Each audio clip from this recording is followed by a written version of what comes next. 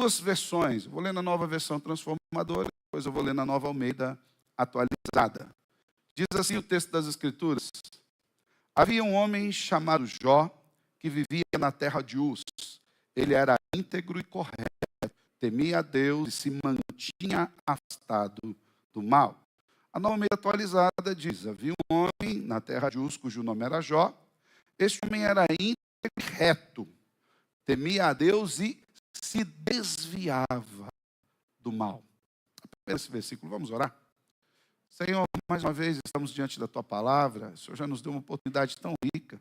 Cantamos verdades profundas acerca de quem o Senhor é e das coisas que o Senhor tem feito no nosso meio. Já estamos aqui participando desse momento de comunhão tão gostoso. E agora, Senhor, nós queremos lhe pedir que o Senhor fale no nosso coração.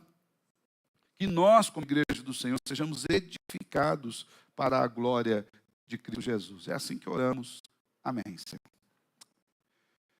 Nessa perspectiva, eu tinha lançado uma pergunta retórica para nós começarmos o sermão a título de introdução, mas foi muito propício a questão de hoje pela manhã, foi participar daquele momento de velório. E a pergunta que eu tinha a fazer para os irmãos é o seguinte: se alguém fosse qualificar a sua vida, se alguém fosse chamado, ou se em algum lugar que nós entrássemos, alguém fosse falar de algumas características que nós temos como cristãos, as características as pessoas poderiam destacar acerca do nosso caráter? Nesse sentido, o que diriam de nós como cristãos? O que teriam a dizer de nós como cristãos? Será que eles falariam da nossa devoção? Será que eles falariam de como nós frequentamos cultos ou não? Será que eles falariam que somos fiéis, homens, mulheres, ou não? Temos bons conselhos, uma palavra boa ou não? Será que eles falariam que nós somos daqueles que recebem com um sorriso nos lábios ou não? O que teriam a dizer sobre nós? As pessoas que se relacionam conosco no dia a dia, nas relações de trabalho, na escola, pessoas que estão fora desse ambiente das quatro paredes da igreja, o que eles teriam a dizer sobre nós como cristãos? Ou melhor, será que eles conseguiriam nos identificar como cristãos no nosso dia a dia? São perguntas interessantes a fazer sobre nós. Como eu falei pela manhã, esse homem de 95 anos e poucos, e tudo aquilo que foi dito dele apontava que ali estava um homem de Deus, um homem de ação, um homem temente a Deus. Até a família contou, e a família acompanhou esses últimos dias de UTI, e o povo da UTI falou: nós vamos sentir saudade dos cânticos. Isso nós experimentamos aqui, o nosso amado presbítero Wilder. Eu passei a última noite com ele ali no hospital, e quando de manhã, eram 6h30 da manhã, 6h30, 7 horas, eu acho que chegou o César comigo, nós estávamos ali pela manhã, e de repente entraram duas enfermeiras abruptamente na porta daquele quarto. A gente até assustou, achando que elas iam fazer um procedimento. Cada uma foi do lado da cama do Wilder e falou assim: seu Wilder, vamos sentir saudade. O senhor nos alegrava aqui, o senhor falava do amor de Jesus.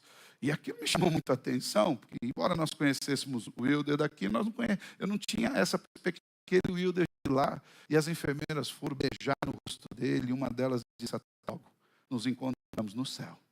Aquilo deixou eu e o César ali estupefatos, né? Felizes num momento triste. O que teriam a dizer de nós fora aqui?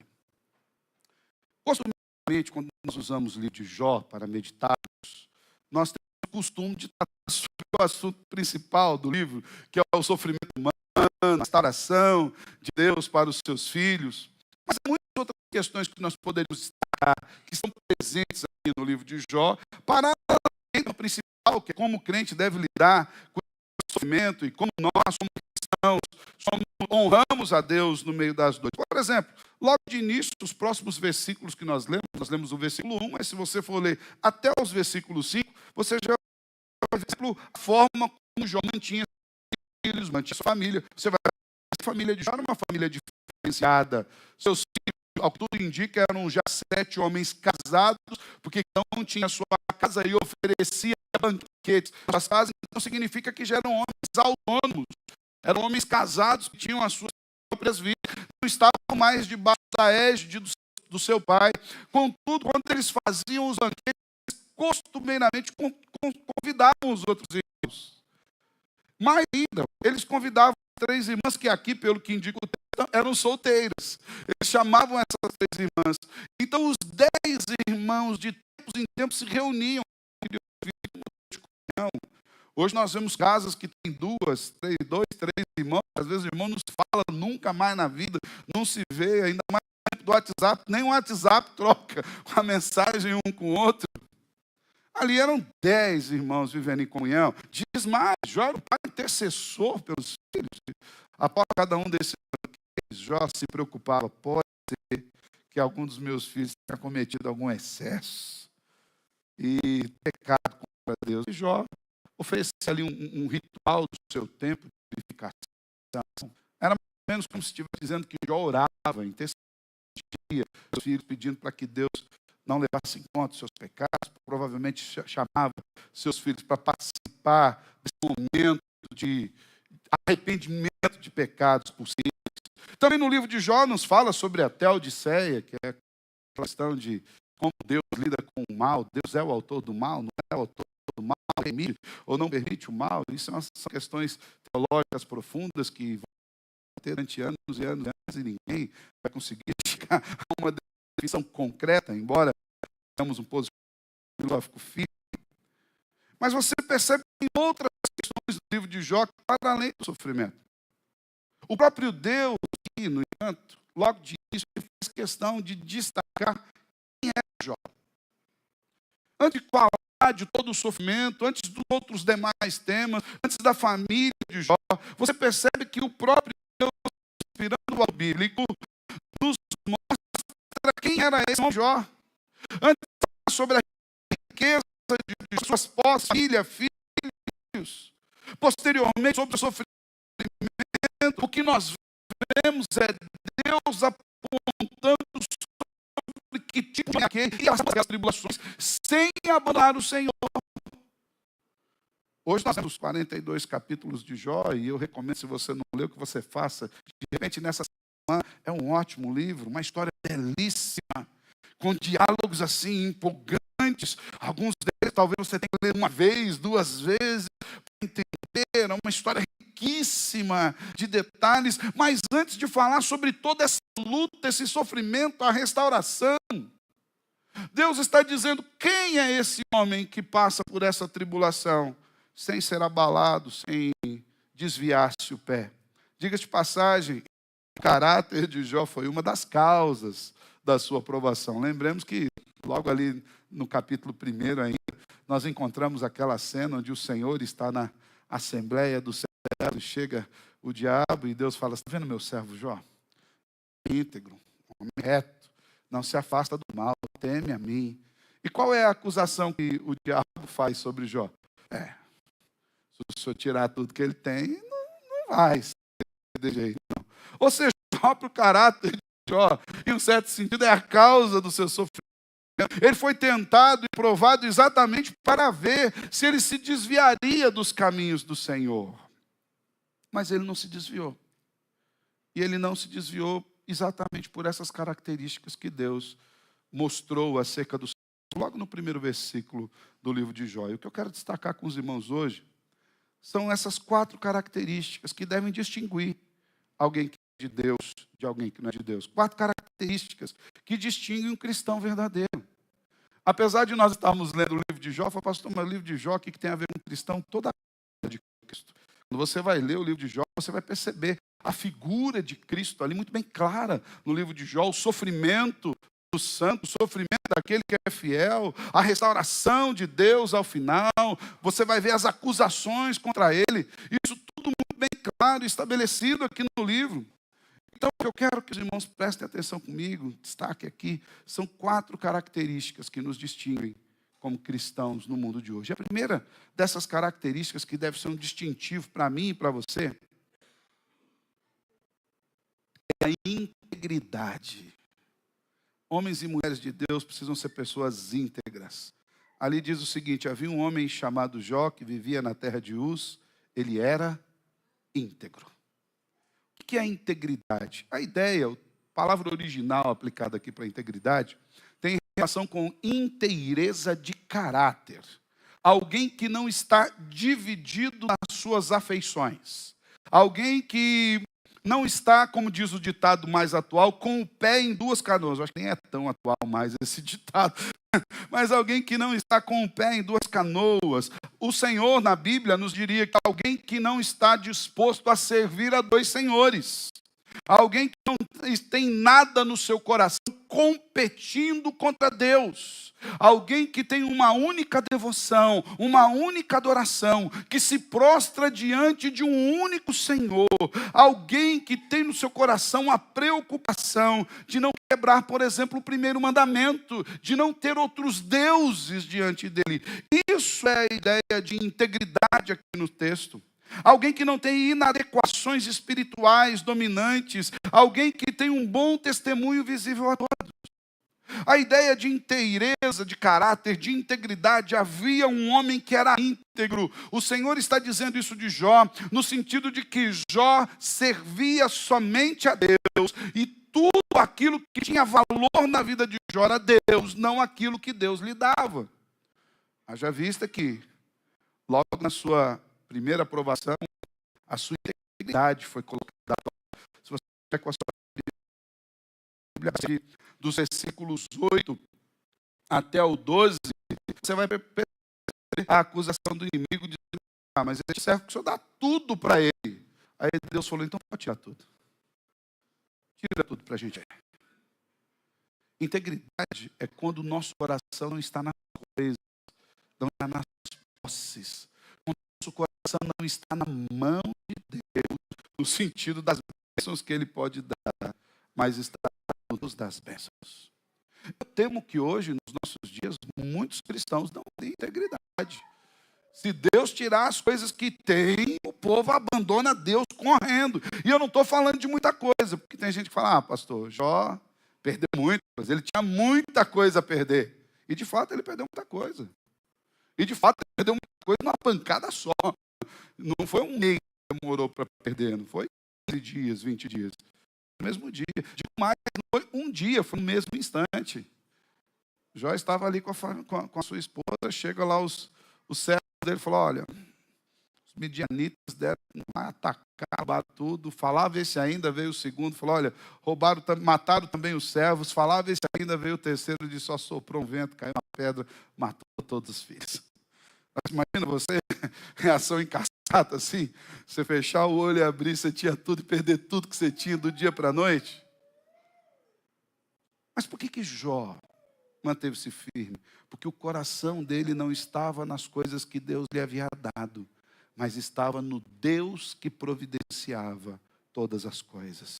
Uma pessoa íntegra de verdade se mantém dessa forma independente da situação ali em frente.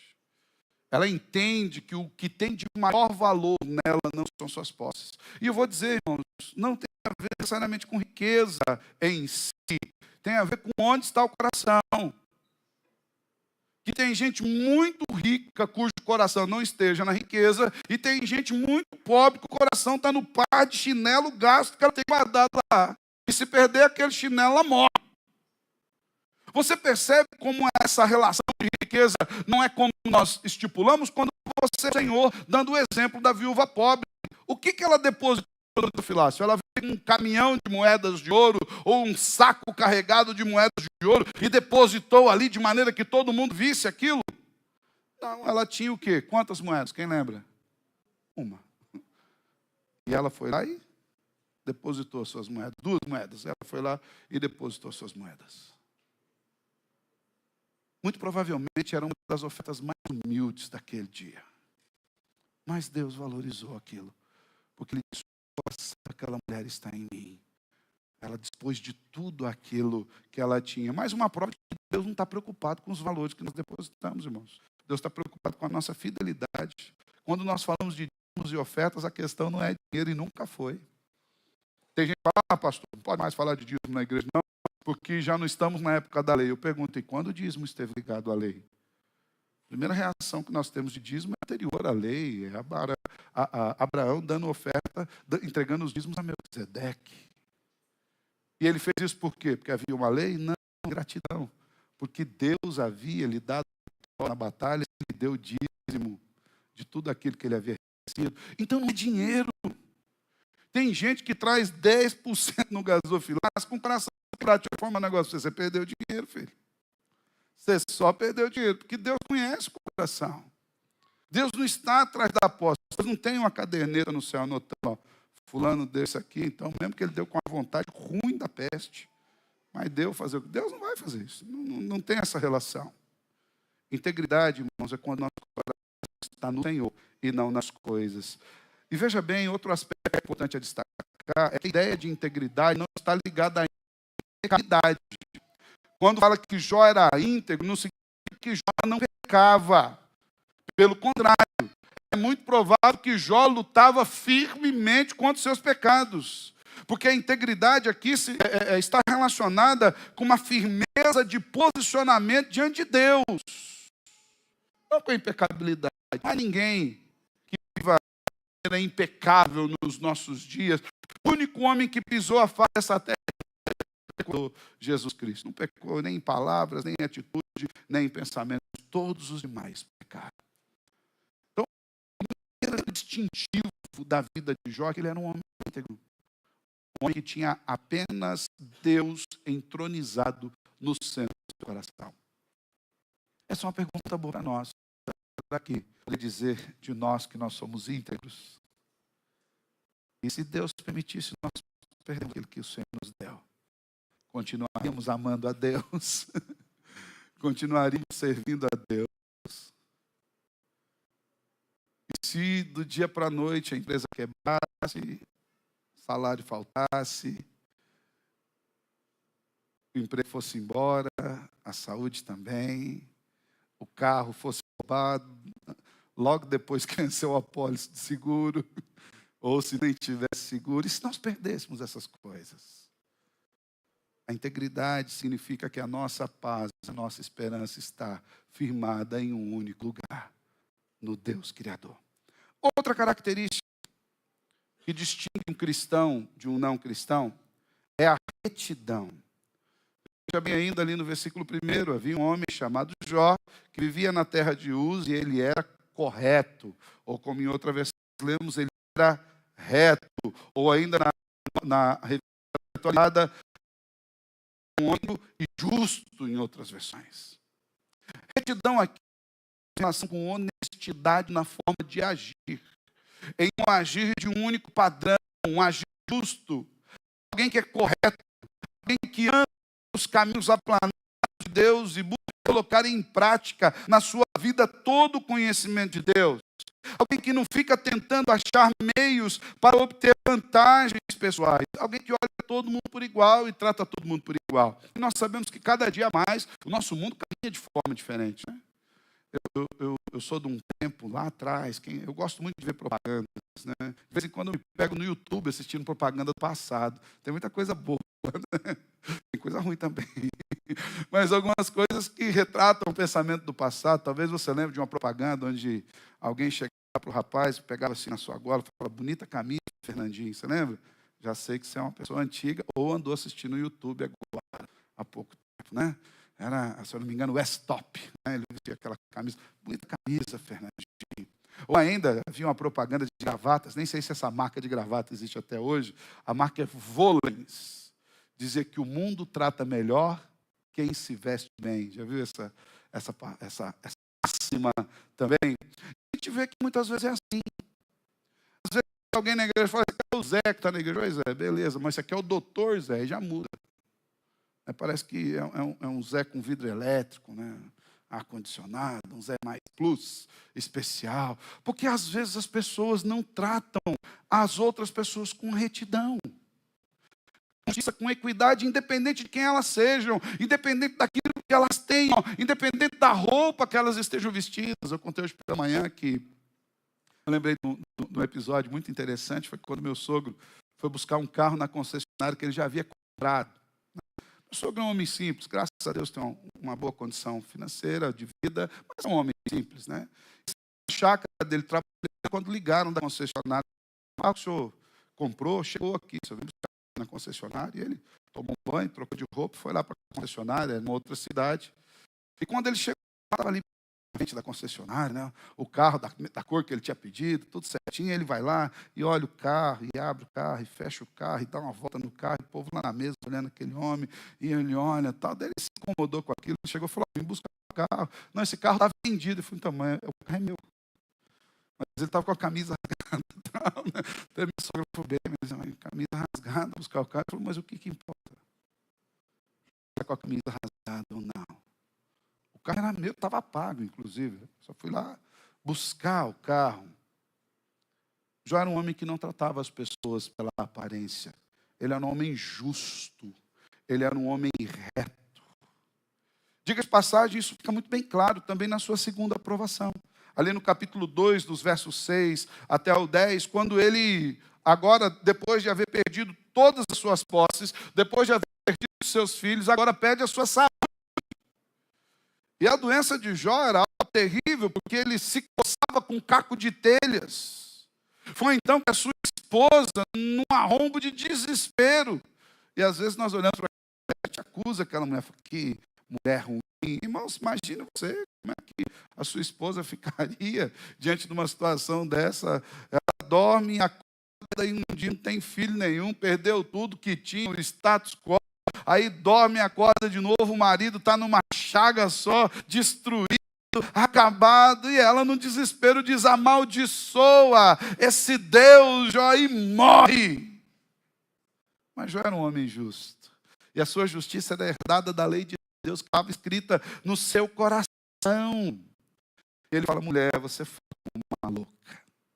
A ideia de louca, tola, mais ainda, olha a ideia de louco. Quando Jó fala para a mulher: você fala como uma louca, ele estivesse dizendo: você fala como uma infiel, como alguém que a ponto de apostatar a fé. Os seus olhos estavam em Deus, nas coisas que Deus dá. E Jó mostra como o seu coração estava em Deus, quando ele declara para ela: nós recebemos o bem da mão de Deus, porque não receberíamos também o mal das mãos do próprio Deus? Embora esse pensamento refletisse a ideia de teologia, a retribuição do tempo de Jó, mas no coração de Jó, ele não conseguia atribuir injustiça a Deus, porque ele conhecia o caráter reto e justo de Deus. A retidão de Jó era tamanha que ele não conseguia imputar maldade a Deus. Ele sabia que tudo aquilo que viesse de Deus, lhe agradasse ou não, era algo bom. Eu me lembrei do reverendo Orlando, até hoje pela manhã, quando eu citei, dei a impressão que o reverendo Orlando tinha vivo, tá? Eu falei: quem lembra o Orlando? Eu falei: não, ele tá aqui vivo ainda. Eu lembro logo que eu cheguei na igreja, o reverendo Orlando estava por aqui, ficou conosco, né? Eu conversava com ele, eu ainda era um jovem pastor, barba preta, cabelo, né? E eu conversava com o pastor Orlando, e ele falando comigo, ele me chamava de reverendo. Então, numa das conversas, ele falou assim: eu fui ordenado em 1973. Eu falei: eu nasci em 74. Então, ele já era pastor já há um grande período, e ele falava assim: tudo aquilo que vem de Deus é bom. Quem conhece aquele vozeirão, reverendo Orlando tem, ele fala: os sims de Deus são bons, não é porque eles são sims, mas porque eles são de Deus. E os nãos de Deus são igualmente bons, porque os nãos também são de Deus. De forma que o que diz que o sim e o não são bons, não é o efeito que eles causam em nós, mas é de onde eles vêm, de Deus. Já entendia a justiça de Deus, da retidão, porque ela estava gravada no seu coração. Será que as pessoas ao nosso entorno, do nosso dia a dia, poderiam dizer que nós somos homens e mulheres retos, justos no agir? Será que temos a agir com justiça no nosso dia a dia? Ou será que nós temos que vir aquela teologia de Gerson, e não é do Gerson, é do Gerson na rádio, que fala, quem quer levar vantagem, eu estou nostálgico nas propagandas aí, né? Que tem muita gente levando vantagem em tudo, e às vezes atropela a lei de Deus. O salmo que foi lido, o Salmo 24, fala: quem vai subir no monte do Senhor? Quem vai habitar diante de Deus para sempre? Quem é limpo de mão e puro de coração. Quem anda presença do Senhor. E aqui, irmãos, para longe de ser um sermão legalista, mais à frente eu vou falar isso. A ideia não é que com a nossa integridade ou com a nossa retidão nós possamos angariar para nós algum tipo de mérito de Deus. Muito pelo contrário, estaríamos perdidos se dependêssemos disso. Mas há que se entender que uma vida com Cristo deve ser uma vida diferenciada. As pessoas precisam olhar para nós e ver que tem alguma coisa diferente de nós. Se ter alguns distintivos importantes. Temos dois: integridade, retidão. Mas há uma terceira característica que distingue um cristão que o Senhor aponta na vida de Jó: o temor. Havia um homem chamado Jó que vivia na terra de Uz. Ele temia a Deus. Ele temia a Deus. O que é temor? De uma forma geral, a gente confunda o conceito bíblico de temor com medo. Embora no conceito bíblico de temor esteja incluso o medo. Uma vez que você conhece Deus, a sua enormidade, o seu caráter, o seu poder, inclusive de manifestar, você vai ter medo dele. Mas a ideia inicial de temor não é o medo. Por que não é o medo? Porque o medo tem a tendência de nos afastar. Nós não nos aproximamos daquilo que temos medo. Uma coisa é nós dizemos assim: Deus é terrível, ele pode matar. Tem gente de Deus. Lembra quando eu falei aqui, citei as Crônicas de Nárnia, quando o C.S. Lewis fala do leão, castor, numa conversa com a menina Lúcia, o dia eu não lembrei o nome da Lúcia, de jeito nenhum, o castor, numa conversa com a menina Lúcia, quando ele estava falando sobre Aslan, o grande leão, ele falava que Aslan era o maior de todos os leões da floresta. Ele era o rei de todos os animais, ele era forte, ele era poderoso, o seu rugido era potente, a sua juba era imponente. E a menina olha para o castor e diz assim: mas ele não é perigoso? O castor diz: sim, ele é perigoso. E ela abre os olhos e ele diz para ela: mas ele é bom. Ele é perigoso, ele é poderoso, ele pode matar, mas ele é bom. O temor a Deus é a consideração para com a palavra desse Deus, que é terrível em poder, mas é bom e é gracioso. Jó era um homem que sabia qual era o poder de Deus, mas o amava pela sua bondade. O temor a Deus é a base de toda a piedade, de uma espiritualidade genuína. Quem teme a Deus tem interesse de saber o que Deus quer. Quem teme a Deus é alguém que vai para as Escrituras, ver o que Deus pensa, ver a revelação de Deus para nós. Jó era alguém que se preocupava em não quebrar as regras de conduta da lei de Deus. Eu acredito que todos nós, como bons cristãos, nós deveríamos ter decore salteado os 10 mandamentos, né? Pastor, mas nós vivemos na era da graça. Sempre houve a era da graça. Diga-se de passagem, os mandamentos nos mostram o quanto nós precisamos mais ainda da graça, porque eles continuam vigentes, tá? Todos eles. Jesus não os revogou, ele cumpriu. Ele não revogou a lei. Por que nós deveríamos saber isso? Para entendermos quais são as regras da casa do Pai.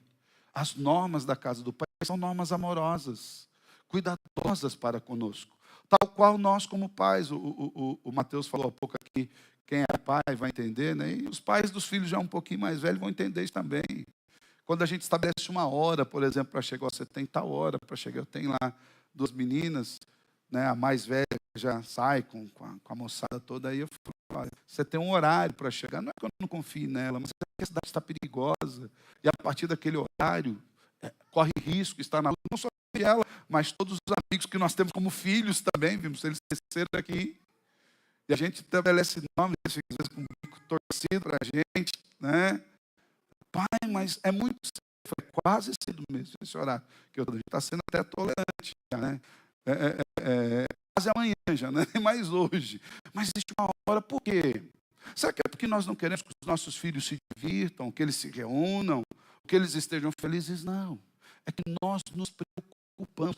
A norma é um cuidado do pai para com o filho. A lei de Deus é um cuidado de Deus conosco. Para que nós, por exemplo, os 4 mandamentos, para que nós não nos desviemos de Deus. Nosso coração é profundamente pecaminoso. Se nós não cuidarmos, a gente começa a servir as coisas, começa a servir a gente mesmo, as nossas vontades, o nosso desejo. A gente faz isso em todos os aspectos, até no aspecto teológico. Quais são as igrejas mais cheias? Aquelas que amam assim o seu ego. Você é o amor de Deus, Deus faz tudo por você.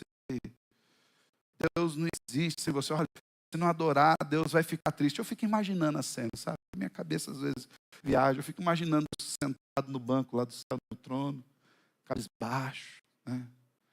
Tristão, assim, o povo não veio no culto hoje, não me adorou. A ideia é mitologia grega, isso não é o Deus revelado nas Escrituras. Nosso Deus não fica mais potente ou menos potente por conta da adoração. Nosso Deus não fica mais forte ou menos forte, mais amoroso ou menos amoroso, mais irado ou menos irado por conta disso. Deus é independente da sua obra criada, ele nem se mistura com a obra criada. Mas nós sabemos isso quando nós o tememos, quando nós olhamos para a sua palavra, quando nós nos preocupamos com aquilo que Deus tem para nós. E nós precisamos nos preocupar, porque isso é temor genuíno. Temor verdadeiro é quando eu e você nos preocupamos com as nossas escolhas. Será que as nossas escolhas estão de acordo com aquilo que Deus tem para nós?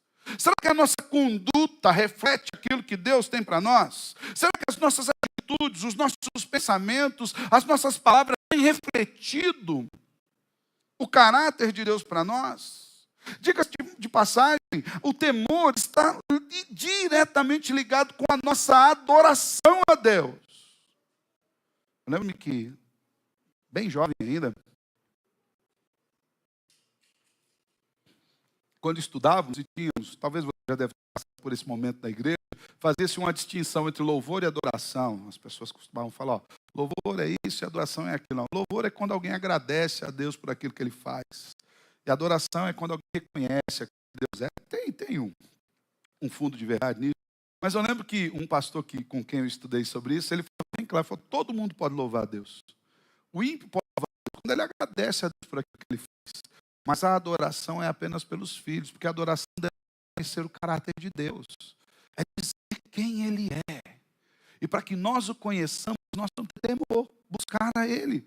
A adoração de diante da sua dor extrema, aponta para o quanto ele considerava o Senhor. Versículos 20 e 21 do capítulo 1 de Jó, se você tiver com a sua Bíblia aberta, pode ir lá, porque você vai perceber que depois que Jó havia perdido todos os seus pais, depois que Jó havia perdido todos os seus filhos, diante daquelas notícias terríveis, diz o seguinte, então Jó se levantou, rasgou o seu manto, raspou a cabeça e lançou-se em terra e adorou.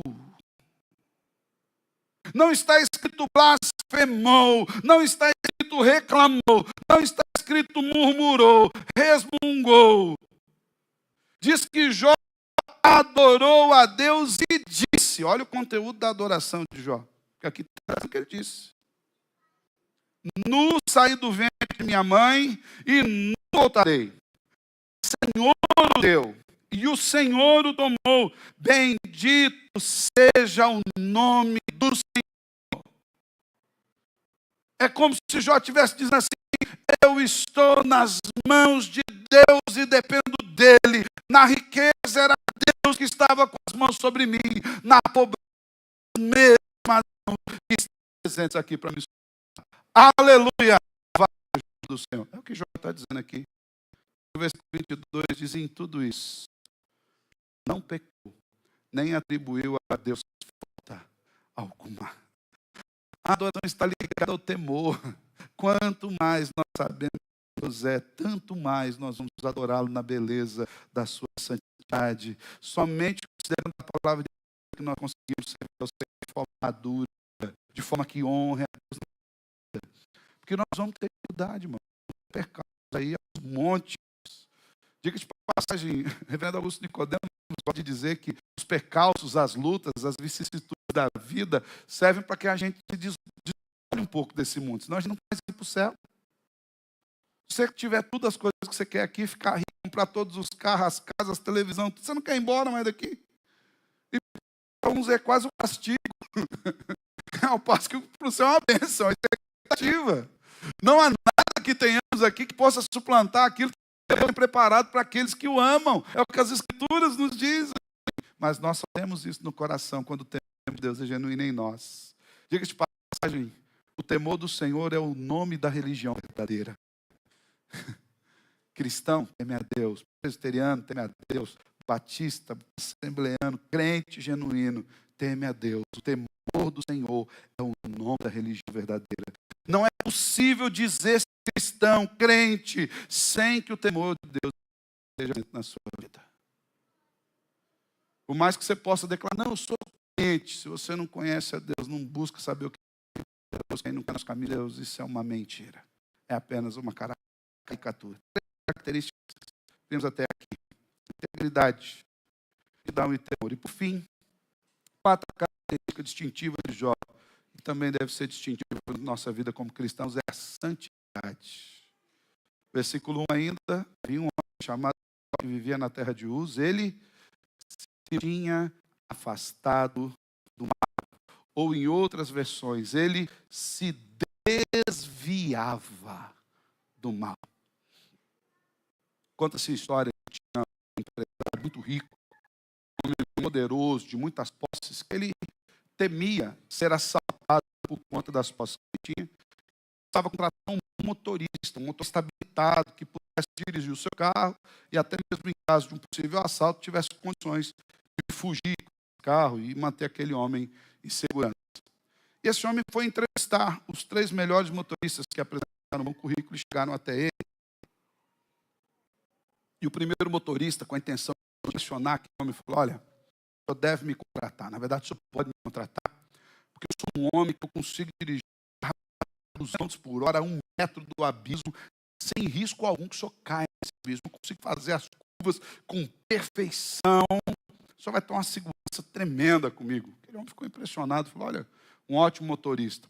O segundo, tendo ouvido a entrevista do primeiro, falou, o senhor deve contratar a mim, porque se ele dirigir a 1 metro do abismo, eu sou um homem que consegue passar a 200 km por hora numa curva a 15 centímetros do abismo, o senhor vai estar em plena segurança. Ele falou, rapaz, esse aqui é um ótimo motorista. E veio o terceiro motorista. Quando ele foi apresentar a sua qualificação, ele falou, olha, o senhor pode me contratar, porque eu não vou passar nem perto do abismo com o senhor. O senhor pode ficar tranquilo que comigo o risco é muito menor, não passar longe desse abismo. E esse foi contratado.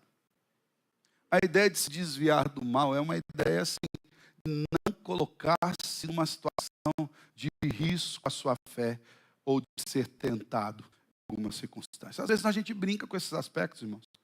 Às vezes a gente brinca com o inimigo, com Satanás, que é o tentador sagaz. A Bíblia já diz que essa é a sua tarefa, de tentar e de derrubar os cristãos. Às vezes nós brincamos com o pecado e a gente quer andar naquela linha tênue, como esses motoristas que andam a 1 metro, a 15 centímetros do abismo, desconsiderando, inclusive, que, embora ele tenha muita habilidade, existe uma série de outros fatores que podem derrubar ele no buraco. Um pneu furado, por exemplo. Uma pedrinha fora do lugar, um deslize. A falta de 10 ml no óleo do freio faz uma diferença gigante. Às vezes nós fazemos assim. Mas perceba que Deus coloca essa característica em Jó como algo distintivo. A ideia aqui de afastar-se do mal, ou de manter-se distante, ou de se desviar do mal, é a ideia de alguém que tem a integridade aplicada no coração, de modo a preocupar-se a viver uma vida santa. Jó buscava andar longe de qualquer caminho que desagradasse a Deus. Desviar-se do mal é isso, é preocupar-se em não se colocar numa posição de perigo.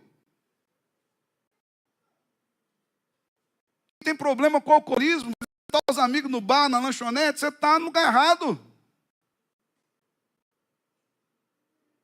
É não se colocar numa situação perigosa, não se expor às tentações. Pastor, nós somos mais que vencedores em Cristo Jesus. Na glória a gente vai desfrutar disso diz a palavra. Aqui nós somos profundamente tentáveis. Agostinho de Hipona, Santo Agostinho, homem baluarte da teologia cristã, bebeu profundamente da teologia, é profundamente influenciada pelos pensamentos de Agostinho. Um escritor profícuo, filósofo, teólogo, um homem de Deus. Eu não sei se você já teve oportunidade de ler alguns escritos de Agostinho, os solilóquios, as confissões. É belíssimo. Quando ele fala para Deus, tarde eu te amei, beleza antiga tão nova. O Senhor habitava dentro de mim, eu estava procurando fora de mim, e o Senhor estava aqui dentro o tempo todo. Uma beleza teológica profunda.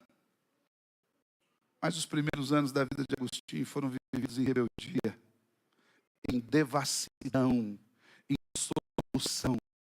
Ele uma vida desregrada, envolvendo-se com prostituição, bebedeiras, noitadas. Agostinho, inclusive, teve um filho bastardo, o nome dele é Adeodato. Esse baluarte da fé nós temos aí. Contudo, conta-se que depois da conversão de Agostinho, ele estava passando por uma rua, e eis que uma das prostitutas das quais ele foi cliente, o conheceu de longe, e ela saiu correndo atrás dele. Agostinho, Agostinho. Quando ele olhou para trás, viu aquela mulher correndo, ele baixou a cabeça, tentou adiantar o passo, mas a mulher foi mais rápida e encontrou com ele no meio do caminho. Ele não sabia o que fazer. E a mulher virou ele e falou: Agostinho, olha para mim, você não me conhece? Eu sou a mesma mulher. E ele olhou para ela e falou: eu te conheço. Você é a mesma, mas eu não sou mais o mesmo. Eu já não sou mais aquela pessoa. Eu mudei completamente. Eu já não piso mais naqueles lugares. O meu prazer foi deslocado das coisas desse mundo para as coisas de Deus. Desviar-se do mal é reconhecer que nós somos novos em Cristo Jesus. Desviar-se do mal é fugir dos velhos caminhos de pecado. Mais ainda, desviar-se do mal é fugir de qualquer caminho de pecado, mesmo os novos e inéditos caminhos. E aí, o inimigo, ele escapou. Eu lembro que eu li um livro que se o diabo fosse um pescador, ele seria o melhor deles. Ele tem algumas características interessantes de um pescador. Ele tem paciência e ele muda a isca. Eu sou um péssimo pescador. Eu faço duas coisas: passo nervoso e alimento os peixes. Quando um peixe vê eu chegando na beira do rio, ele fala: bom, comida grátis, a gente vai ficar aqui. Esse homem não tira um peixe d'água nem por decreto de lei. O diabo é assim. Ele tem paciência. Jogou a isca, você não mordeu, ele troca. Você não mordeu, ele troca. Você não mordeu, ele troca. E por que o peixe morde a isca? Porque ele gosta de anzol? Você acha que o peixe fala: nossa, que anzol reluzente, maravilhoso, deixa uma bocada nesse anzol. Não, é porque ele é enganado com algo que lhe alimenta, com algo que lhe dá prazer, com algo que lhe chama atenção. Uma das características de Jó que precisam ser vistas em nós é a santidade. Manter-se afastado do mal. É desviar-se do mal. Preocupar-se em não andar nos tortuosos. É preocupar-se em não situação desconsiderando o poder do diabo. Pastor, mas Jesus é mais poderoso que o diabo. Sim, mas nós não. Ele sim, nós não. Nele nós somos revestidos de poder, mas a gente tem que estar onde? Nele. Vai lá, abre o peito e sai dando tapa, trocando tapa com o diabo. Isso que a Bíblia fala, não. A Deus. Diabo. E aí, não é abrir suas mãos e falar: vem, pronto. Você está sujeito, oculto da cruz. Quatro características marcantes, distintivos na vida de um cristão. Embora a ideia não seja o legalismo, irmão, em nome de Jesus, não me tome por legalista, sabe, aquele que estabelece regras. Não quer dizer que se eu tiver integridade, se eu tiver me afastando do mal e temer a Deus, então eu vou entrar no... Não, não é isso. De maneira alguma. Embora que nós não estejamos falando de legalismo, nós sabemos que salvação é somente pela graça, mediante a fé.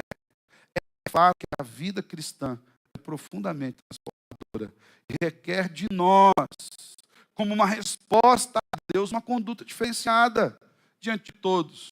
Ora, se Cristo nos transformou, nos fez novas criaturas, cooptou o nosso coração, como diz as Escrituras, tirou o coração de pedra, colocou o coração de carne, como diz as Escrituras, derramou do Espírito Santo sobre nós, no cumprimento da promessa feita em Joel. Se nós estamos vestidos do Espírito Santo, novas criaturas, salvos, redimidos, mortos para o mundo, vivos para Deus, irmãos, é mais do que óbvio. Tão certo quanto 2 mais 2 é 4. Ainda é, né? Porque o mundo está mudando tão rápido que a gente... né? A verdade está tão relativa que eu tenho medo de 2 mais 2 ser 4,5 na conta de alguns aí. Tão certo, irmãos, como essas questões, nós precisamos ter uma vida diferente. As pessoas precisam ver Cristo em nós. Muito mais que eu sou de Jesus na camiseta, as pessoas precisam saber que nós somos de Jesus pela conduta, pela palavra, pelo testemunho, pelo vocabulário. O cristão é alguém que nasceu de novo em Cristo Jesus, completamente transformado pela graça. Por isso ele precisa desenvolver esse caráter diferenciado diante dos ímpios. Você consegue lembrar ali do Salmo 24? Olha ali para ele lá. Olha ali o Salmo 24, na revista atualizada. Nós lemos do 1 ao 5, mas perceba o que diz, dos versos 3 a 5, na revista atualizada.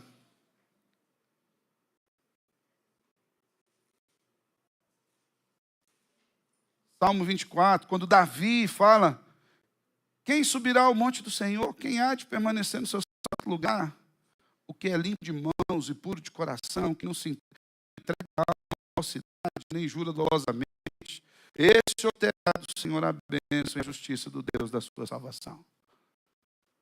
Quem é do Senhor? Quem foi alcançado pelo Senhor e vive de acordo com a vontade do Senhor. Deus ama a integridade dos seus filhos. Nós fomos salvos para uma nova vida, uma vida diferente. Que a gente já viu. Inicial. Se alguém fosse qualificar a sua vida como sendo a vida de um cristão, quais características elas poderiam, se alguém poderia destacar do seu caráter? O que poderia ser dito de você como um cristão? O que poderia ser dito de um cristão? Hoje, em pouquíssimos minutos, eu fui levado a identificar um homem de 95 anos que temia a Deus. Era um cristão genuíno. Talvez amanhã ou depois estejamos no velório de um de nós aqui. O que pode ser dito de nós? A minha oração é para que possa ser dito de cada um de nós, homens e mulheres íntegros, retos e justos, tementes ao Senhor e que se desviam do mal. Tudo isso para a glória de Cristo Jesus e por Cristo Jesus. Amém? Feche seus olhos, quero orar com você.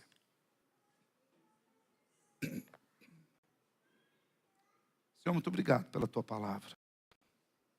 Obrigado, Senhor, porque a tua Escritura, ela nos dá tudo aquilo que nos é necessário para uma vida cristã piedosa. Ela tanto nos aponta a graça salvadora, o meio de recebermos essa graça salvadora que é a fé, quanto também os efeitos que essa graça produz no nosso coração, que é uma transformação completa, mudando-nos de pecadores, ímpios, a gente que vai morar no céu e que vive como quem vai morar no céu mesmo aqui agora. Senhor, dá-nos essa inteireza de caráter, integridade, retidão, justiça, temor ao Senhor acima de todas as coisas, e uma vida de santidade que se desvia do mal, Senhor. Que seja dito isso de nós, esses crentes se desviam-se do mal e amam a Deus. E isso seja feito para a glória do Senhor